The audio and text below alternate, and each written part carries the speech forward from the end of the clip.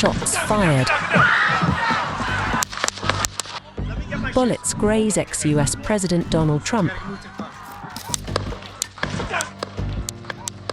Minutes after Trump, the presumptive Republican nominee for the 2024 U.S. presidential election, walked on stage in Butler, Pennsylvania for a scheduled campaign rally and started his speech.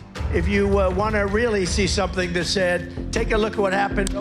Shots rang out.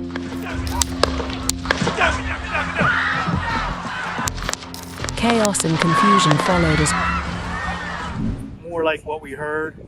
The bullets rattling around the grandstand. One hit the speaker tower, and then chaos broke. We hit the ground, and the police converged to the grandstand. Trump, with blood on his ear and cheek, was soon whisked off the stage by U.S. Secret Service agents who said their team killed the shooter.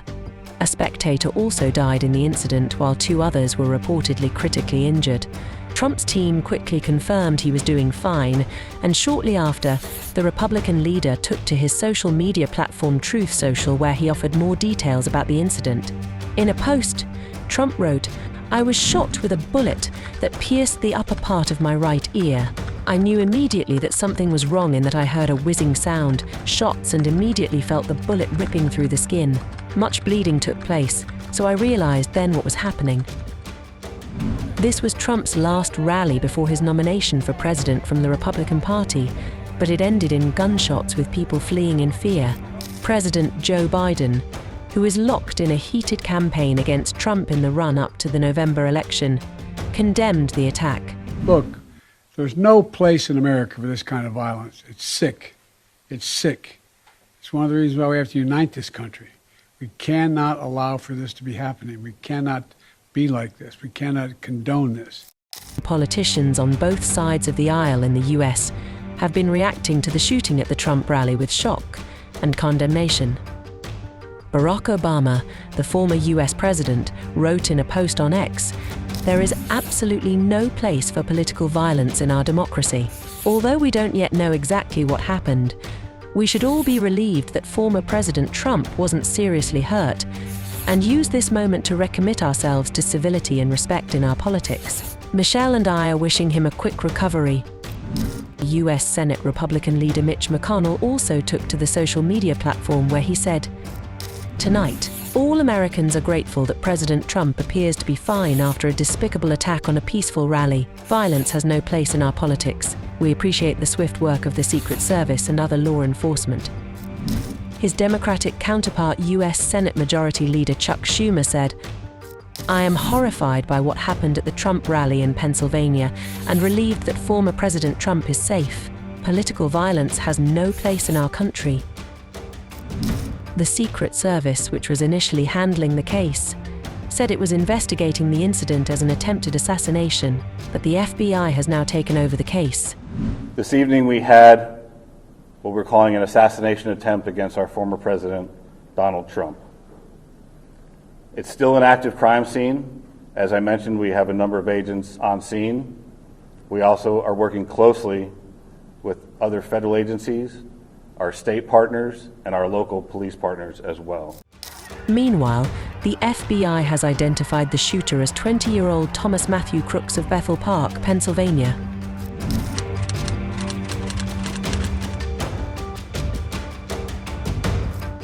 The US is not new to political violence.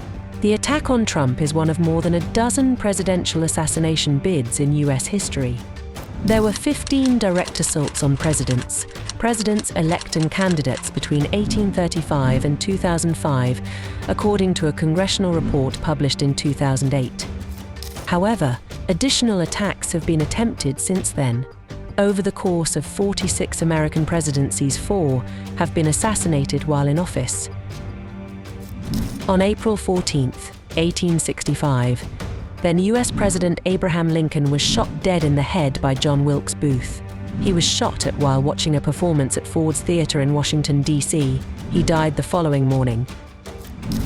James A. Garfield was shot on July 2, 1881 by Charles Guiteau at the Baltimore and Potomac Railroad Station in Washington, D.C.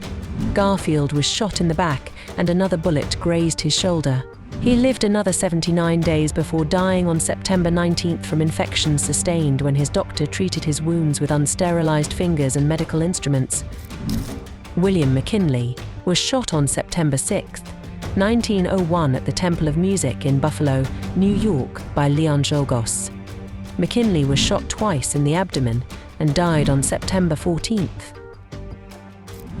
Lastly, and perhaps one that has spawned numerous conspiracy theories, was the assassination of John F. Kennedy.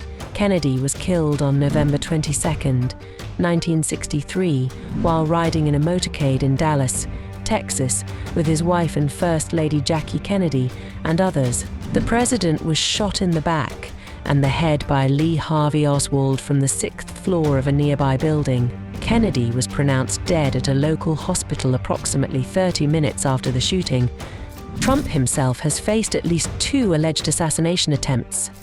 In 2016, a man at a Las Vegas rally for then-candidate Trump attempted to pull a gun off a police officer and later admitted he had intended to kill the businessman-turned-politician.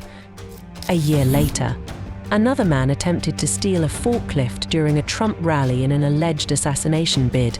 His predecessor, Barack Obama, wasn't spared either. In 2011, a man was charged with attempting to assassinate then-President Obama after authorities said he fired shots at the White House, and in 2018, the Secret Service intercepted a pipe bomb that had been sent to him.